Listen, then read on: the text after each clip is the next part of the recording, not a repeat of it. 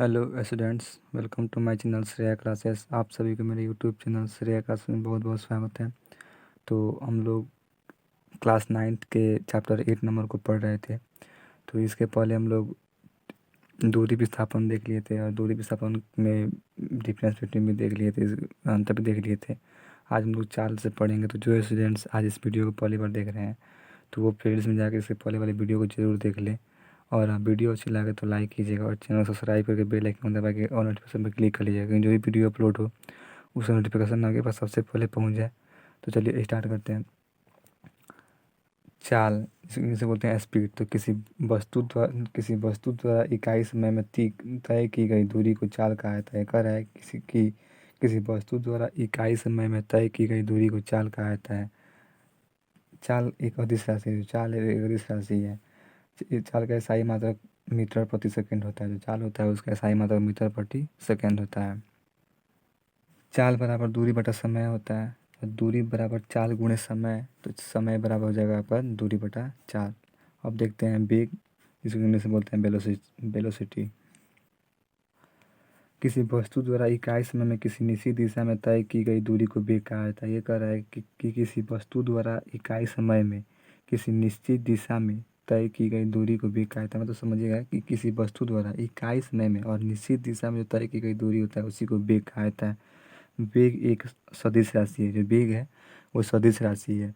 वेग का SI मात्रक मीटर प्रति सेकंड होता है। तो वेग का भी SI मात्रक मीटर प्रति सेकंड ही होता है। तो आप लोग ये सब याद रखिएगा कि वेग कौन सी राशि है, इसका SI मात्रक क्या होता है। ये सब परीक्षा में बहुत ज़्यादा पूछता है कि ये कौन सी राशि है, सदिश राशि है या अदिश राशि है, या फिर कौन सी, इसका SI मात्रक क्या होता है। और हाँ, जो स्टूडेंट इसी तरह का नोट्स लेना चाहते हैं तो वो डिस्क्रिप्शन बॉक्स में दिए हुए नंबर पे कॉल करके पता कर सकते हैं या फिर मैसेज करके पता कर सकते हैं। तो चलिए इसके आगे देखते हैं। वेग वेग बराबर बराबर होता है विस्थापन बटा समय।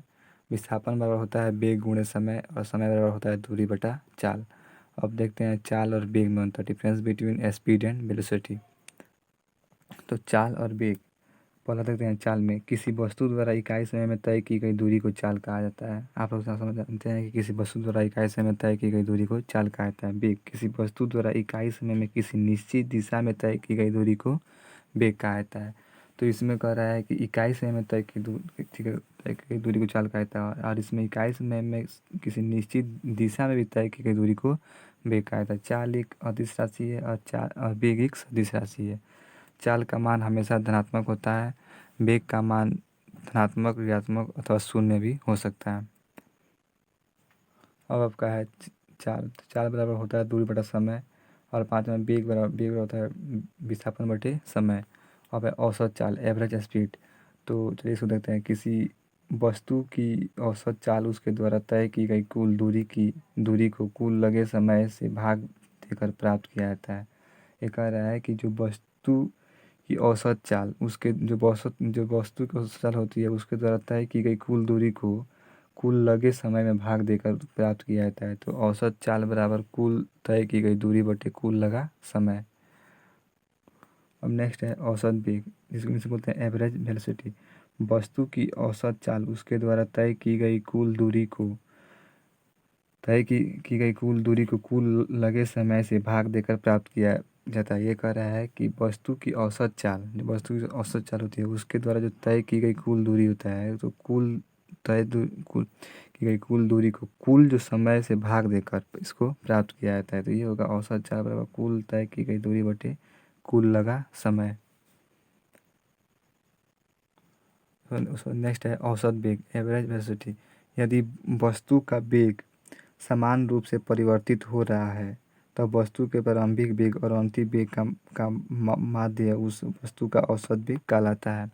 ये कह रहा है कि यदि वस्तु का वेग समान रूप से परिवर्तित हो रहा है तब वस्तु के प्रारंभिक वेग और अंतिम वेग के जो माध्य होता है उस वस्तु का औसत वेग कहलाता है।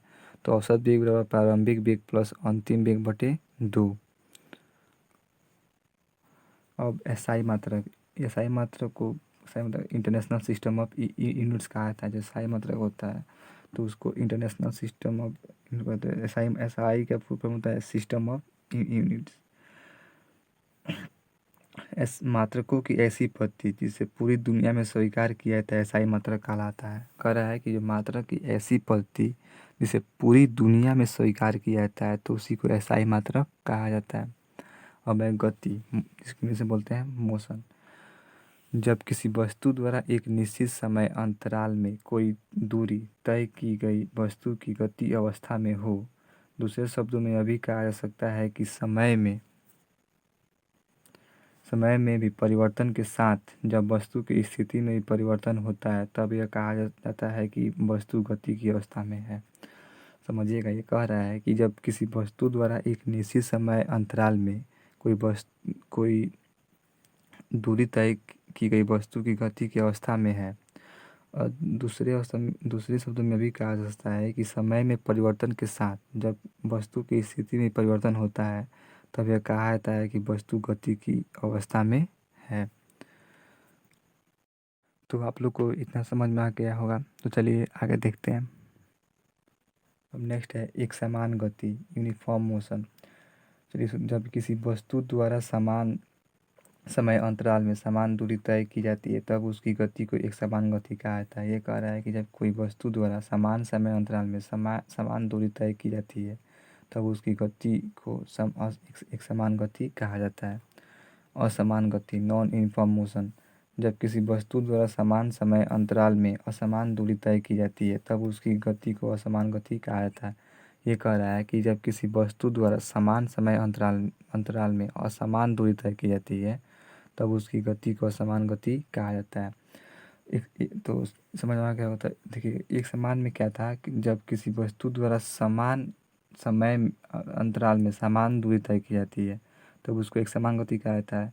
और असमान गति में क्या है कि जब किसी वस्तु द्वारा समान समय अंतराल में असमान दूरी को तय की जाती है तो उसी को असमान गति कहा जाता है। तो इतना आपको समझ में आ गया होगा। चलिए आगे देखते हैं। नेक्स्ट एक प्रश्न है। ये कह रहा है कि एक वस्तु 16 मीटर की दूरी एक वस्तु 16 मीटर की दूरी 45 में तय करती है, 4 सेकंड में तय करती है तथा पुनः 16 मीटर की दूरी 2 सेकंड में तय करती है। वस्तु की औसत चाल क्या होगी? तो सबसे पहले गिवन दिया हुआ है तय की गई दूरी आपका 16 मीटर प्लस 16 मीटर तो हो जाएगा 32 मीटर। कुल लगा समय 4 सेकंड प्लस 2 सेकंड तो हो जाएगा ये 6 सेकंड। उसके बाद औसत चाल बराबर होता है कुल तय की गई दूरी बटे कुल लगा समय, तो 32/6 हो जाएगा। तो इसका आंसर जब 6 में 32 से भाग दीजिएगा तो आपका आंसर निकल के आएगा 5.33 मीटर प्रति सेकेंड लगभग में आएगा। तो समझ में आ गया होगा। चलिए इसके आगे देखते हैं। नेक्स्ट है स्पीडोमीटर।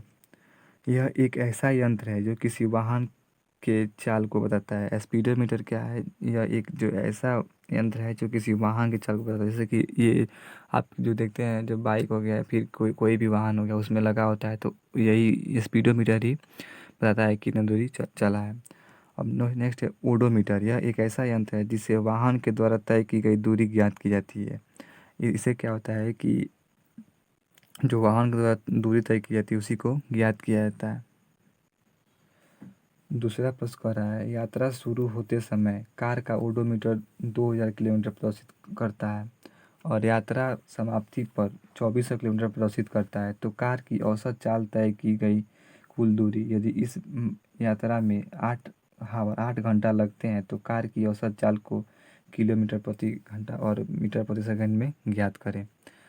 तो चलिए इसको सॉल्व करते हैं। तो पहले गिवन मतलब दिया हुआ है, कुल तय की गई दूरी आपका है 2400 में से 2400 किलोमीटर से 2 किलोमीटर घटा देगा तो कितना बचा? 400 किलोमीटर।